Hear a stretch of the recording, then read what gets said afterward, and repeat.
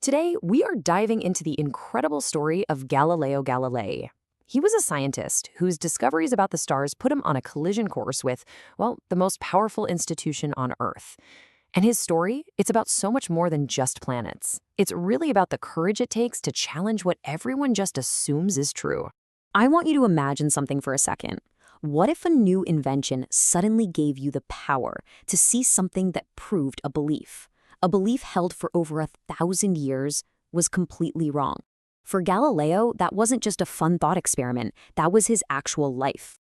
All right, so to really get why Galileo's ideas were so totally revolutionary, we first need to take a step back and look at how everyone saw the universe back in the 1600s. For centuries, pretty much everybody agreed on something called the geocentric model. It was a simple idea. Earth doesn't move. It's the center of everything, and the entire cosmos, the sun, the moon, all the planets and stars, they all just circle around us. And this wasn't just some scientific theory. It was a core part of how people understood their place in the universe. So for over 1,500 years, that idea was king. Earth at the center. But a pretty radical new theory had been bubbling up, thanks to an astronomer named Copernicus. He suggested, what if the sun is actually at the center, and the Earth is just another planet zipping around it? Now, Galileo didn't invent this idea, but he was about to find the proof that would blow the whole thing wide open.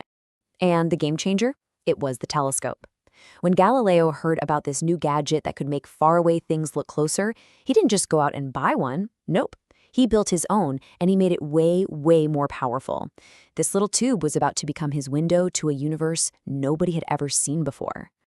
And what he saw through that lens, it would literally change our understanding of everything. So let's take a look at what he actually found. First up, he pointed his telescope at the moon. Now, the old belief was that everything in the heavens was perfect, smooth, flawless spheres. But that is not what Galileo saw. He saw a world with mountains and valleys and craters.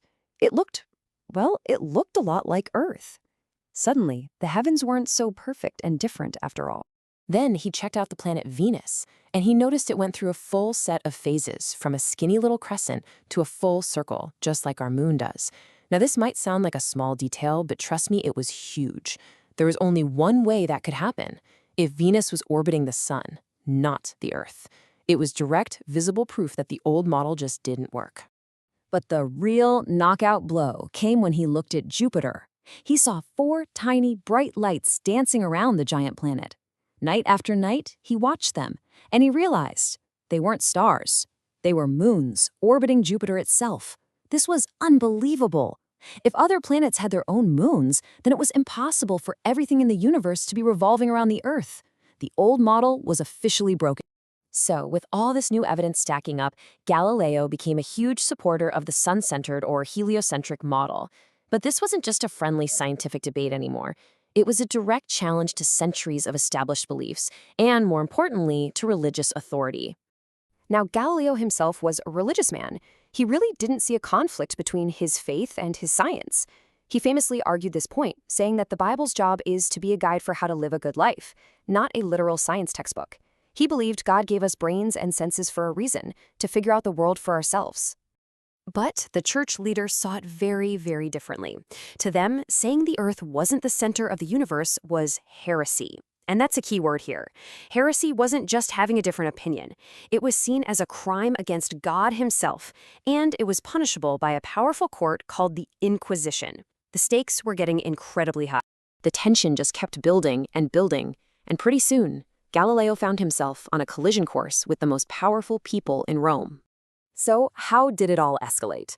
Well, in 1616, the church gave Galileo his first official warning: stop teaching this crazy idea. And for years, he was pretty quiet. But then, in 1632, he published his masterpiece, a book called Dialogue Concerning the Two Chief World Systems. That was the final straw. The very next year, he was ordered to Rome to stand trial. So why was this book such a big deal? 2 main reasons. First, he wrote it in everyday Italian, not in fancy academic Latin. That meant regular people could read it.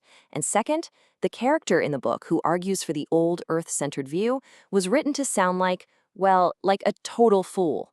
The church felt that he hadn't just disobeyed them, he was now openly making fun of them. So there he was, an old, frail man, facing the threat of torture. He was forced to kneel and publicly take back everything, his entire life's work. He had to read a statement saying that he abjured, cursed, and detested his own scientific truths. It was a complete and utter humiliation. But here's where the story gets its powerful twist. Legend says that as Galileo got up from his knees, he muttered under his breath, "Eppur si muove," which means, "and yet it moves." We don't know if he really said it, but the story perfectly captures the idea, right? You can force someone to say something, but you can't force them to unbelieve the truth. Galileo lost his personal freedom, but his ideas, well, his ideas would go on to move the entire world. He spent the rest of his life under house arrest, stuck in his home near Florence. During that time, he even went completely blind. But did he stop working? No way. He kept studying, and with the help of his students, he wrote another one of his most important books, this time all about physics and motion. They could imprison his body, but they couldn't imprison his mind. This is why Galileo's legacy is just so huge. We call him the father of modern science for a reason. He championed a whole new way of thinking. Don't just accept old ideas because they're old. Test them, observe, experiment. Let the evidence, not tradition, be your guide. The world, and eventually even the church, did catch up to Galileo's truth, but it took a long, long time. In fact, it wasn't until this year, 1992. Yeah, more than 350 years after that famous trial, the Catholic Church officially admitted that its theologians had been wrong, and they expressed regret for how the whole case was handled. It was a huge moment of reconciliation between faith and science. You see, Galileo's story is a powerful reminder that science is all about questioning, observing, and sometimes challenging the things we think we know for sure. And it leaves us with a great question for our own time. Whose discoveries today, in fields like AI, or genetics, or space exploration, are pushing the boundaries and forcing us to see our world in a totally new way?